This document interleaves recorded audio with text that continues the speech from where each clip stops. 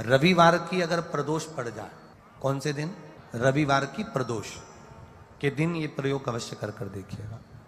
ज्यादा बार नहीं करना है, केवल एक ही बार करना। 3 स्थान पर चढ़ाई गई बेलपत्र हमें सुख का अनुभव करा दे। बहुत ध्यान लगाइएगा। पहला, अशोक सुंदरी की जगह, एक बेलपत्र अशोक सुंदरी वाली जगह।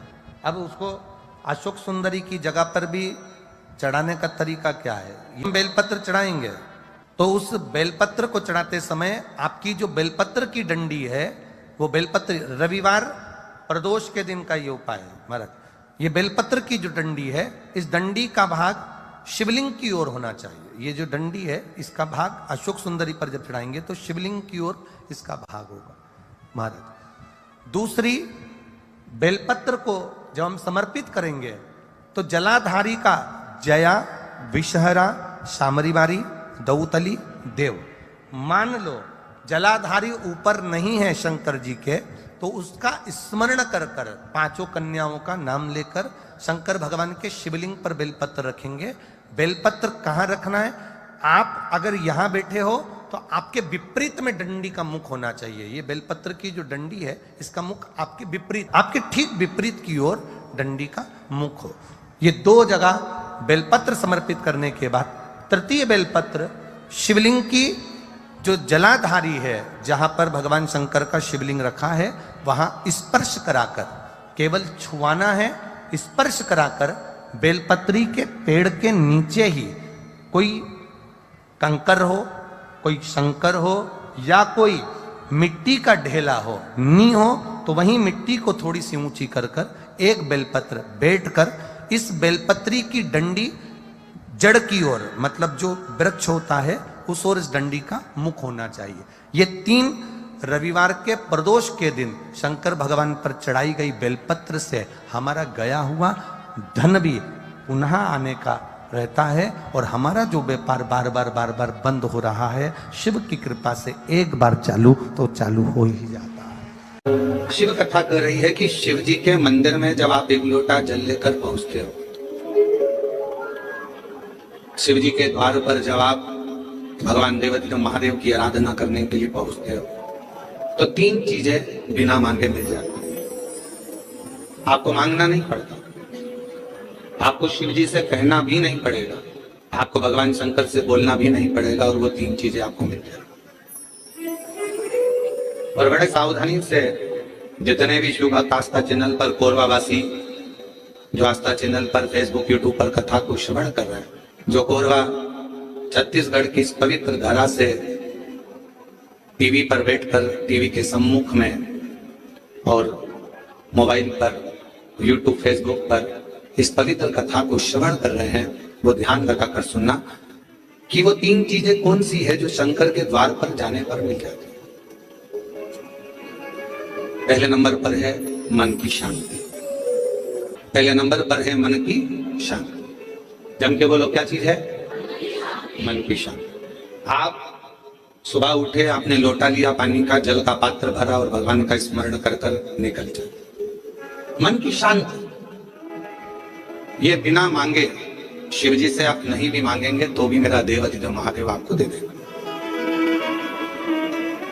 दूसरे नंबर पर है, यदि आप गलत दिशा की ओर जा रहे हैं, आपने सवेरे से उठे, मंदिर चले गए, मंदिर में एक लोटा जल चढ़ाया, शिव जी की आराधना करी, तो आप मान लो आज आपका दिन ऐसा निकलने वाला था कि आप गलत दिशा में जाने वाले थे, गलत मार्ग की ओर जाने वाले थे, तो शिव जी के दरवाजे पर जाने से, शिव जी को एक लोटा जल चढ़ाने से भगवान शंकर आपको अच्छी दिशा दे देते हैं। ये दूसरे नंबर, ये दूसरे नंबर। और तीसरे नंबर पर भगवान शिव से आप अगर नहीं भी मांगेंगे और मंदिर तक गए हैं, शिव जी को एक लोटा जल चढ़ाया है, शंकर जी के मंदिर में जाकर आराधना करी है, तो तीसरे नंबर पर मेरे शिव जी आपको सफलता देना चालू कर देते हैं कि आप पीछे मुड़कर नहीं देखोगे, आप बढ़ते ही चलोगे।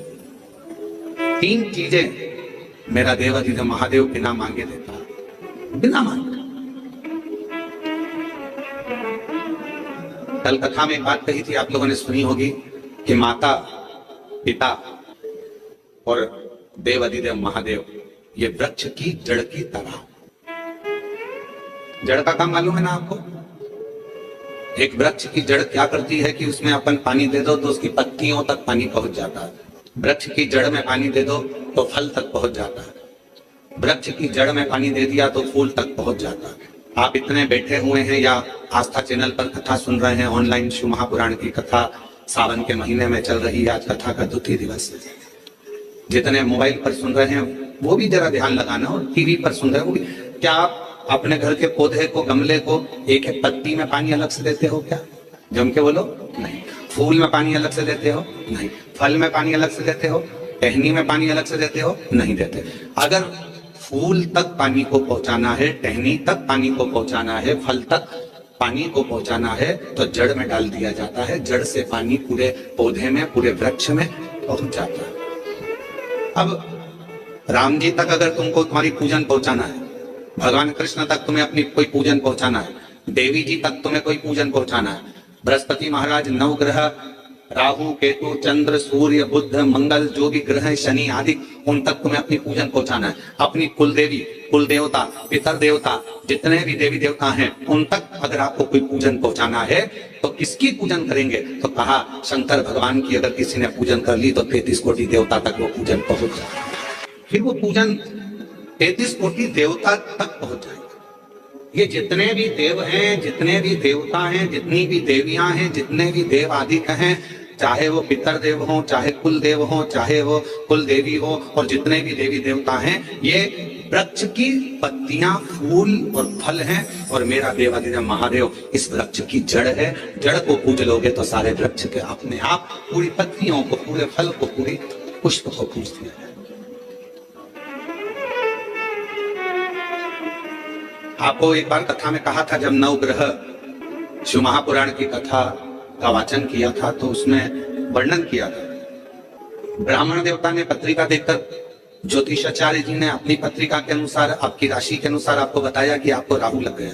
किसी ने कहा आपको केतु लग गया, किसी ने कहा आपको मंगल लग गया, किसी ने कहा आपको बुध लग गया, किसी ने कहा आपको शुक्र लग गया, शनि लग गया। और शिव महापुराण की कथा में रुद्रखंड कर ऐसा कोई ग्रह नहीं है जो शंकर भगवान के पास आकर अपना विनय नहीं करा। सूर्य देवता ने भी विनय करा, चंद्र देवता ने भी विनय करा, सारे बृहस्पति हो, शुक्र हो, बुध हो, मंगल हो, ये सारे देवता भगवान शंकर से आकर विनय करे थे। तो शिव जी ने इनको वचन दे दिया था कि तुम पूरे नव की नव ग्रह मेरे शिवलिंग के पास में होगे, और जो मुझे जल चढ़ाएगा वो नवग्रह देवता अपने आप शांत स्वभाव में हो जाएंगे और उनको फल प्राप्त। ये शिव का वचन। एक पूजे सब पूजे। वृक्ष की जड़ में जल दिया, पूरे वृक्ष की पत्तियों में, फल में, फूल में पानी पहुंच गए। उसी तरह शंकर भगवान का यदि भजन